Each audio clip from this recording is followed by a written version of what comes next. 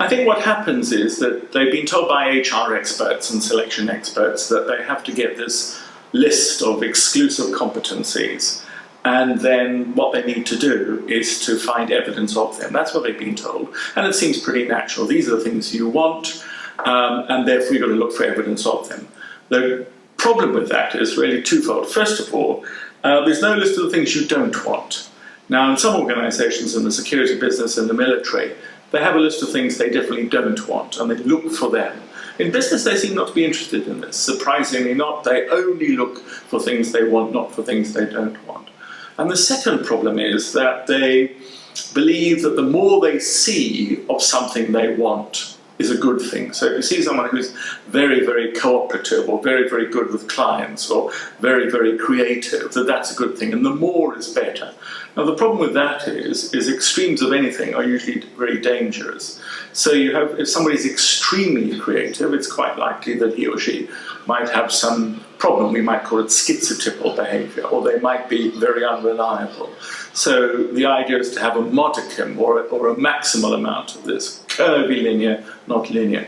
So the two things that people get wrong most of the time in my experience is they never think about what they don't want and why people with these characteristics might apply to them.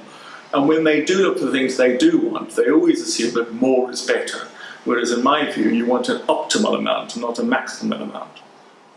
I think it's an important question to know how much expertise you know in the area of what we might call the dark side of personality.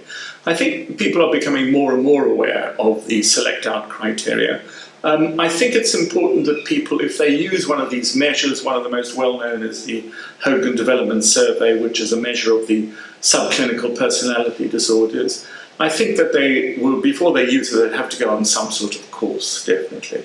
So I think, obviously, when you're having people who are making selection decisions and doing interviews, they need to have the expertise to know what they're looking for, whether it's a select out or a select in, what the manifestations are, and how to get at that information. So I think it is important that people are trained in what I might call the select out or the dark side of behavior in the workplace. A nudge theory comes from, if it is such a theory, it comes from behavioral economics. And the behavioral economists have suggested that the way in which you present people with certain information helps them make a decision in a particular way. Now, there's a man called Cialdini who's done a lot of work on persuasion. And he said there are various techniques that you can use to persuade people, very powerful techniques. He recommends there's 6 of these techniques. For instance, the very famous one is reciprocity. I give in order to receive. So I give you a little present, give you something, and you give it back to me. Now, that's not entirely nudge theory, but the nudge theory suggests that if you're in the business of persuasion, usually you present people with information. If you want to persuade them to buy one product and not another, you give them certain amounts of information. And the way in which you give that information helps to persuade them. Let me give you one example, and that is the psychology of gain versus the psychology of loss.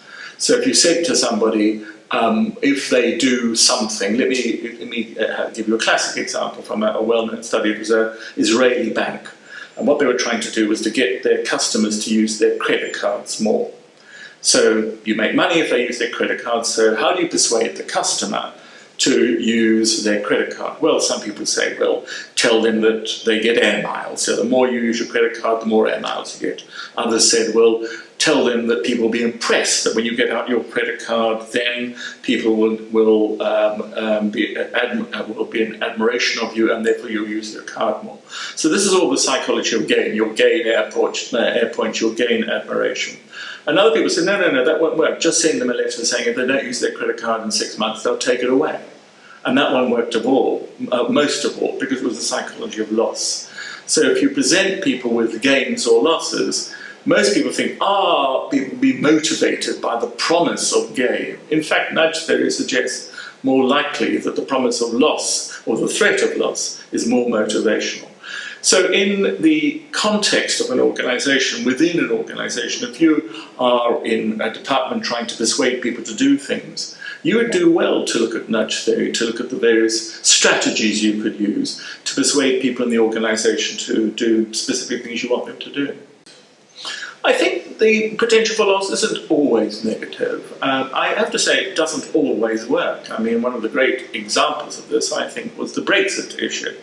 And what we had there was the Remainers only did psychology of loss. They told us again and again the world would collapse, it would all get terrible, and no one gave us any good reason to stay in. So in that sense, it's what you say, it's the idea that loss is negative.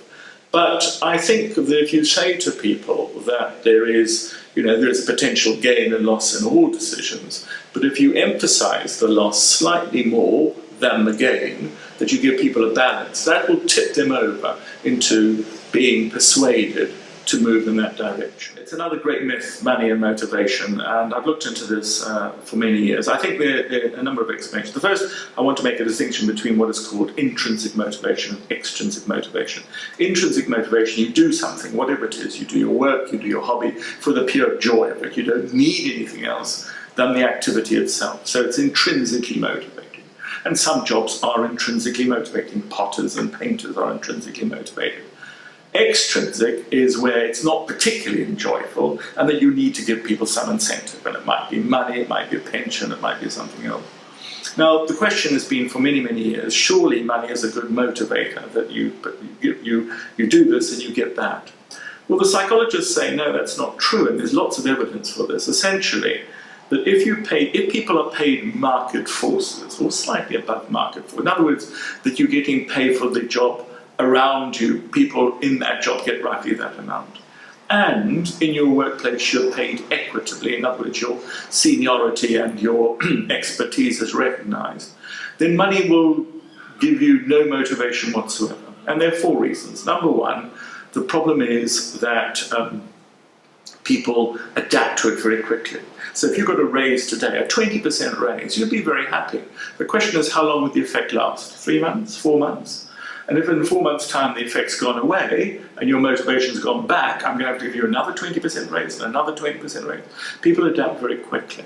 Secondly, the most important predictor of a person's satisfaction with their money is not how much they get, but how much they get relative to other people. Now, I don't compare myself with you, you don't compare yourself with me, but you can make people very angry, indeed, by having an unfair comparison. The third factor is the alternatives. One game I always play when I go into a big room of business people, I say, now I'm going to make you an offer. I'm going to make you an offer, say, £5,000 or a week's extra holiday. What do you want? And if they say £5,000, I say 2 weeks. If they say a week, I say £6,000. Now, many of the people I deal with, you'll say £8,000 and they'll say, no, a week, £10,000 a week. In other words, money is not as important as time, or jobs, or the ability to work from home. And the fourth factor is worry about keeping that money from the taxman and various other people. So what the psychologists say is, yes, you've got to pay people equitably, and you've got to pay people market forces, and you've got to manage them well. Do not believe that money in and of itself will be a motivator. I've often said, if a man comes to you, the supervisor comes to you and says, if you pay people peanuts, you get monkeys. I can't motivate people with the money I pay them. I say, sack this individual. They have no idea about management. We have the private sector, the public sector, and the voluntary sector. Now, how do you manage people in the voluntary sector? They're not getting any money, but you've got to manage them. Pay people equitably, pay people market forces, and manage them well. And you don't need vast sums of money, which will not have the effect you think it will have.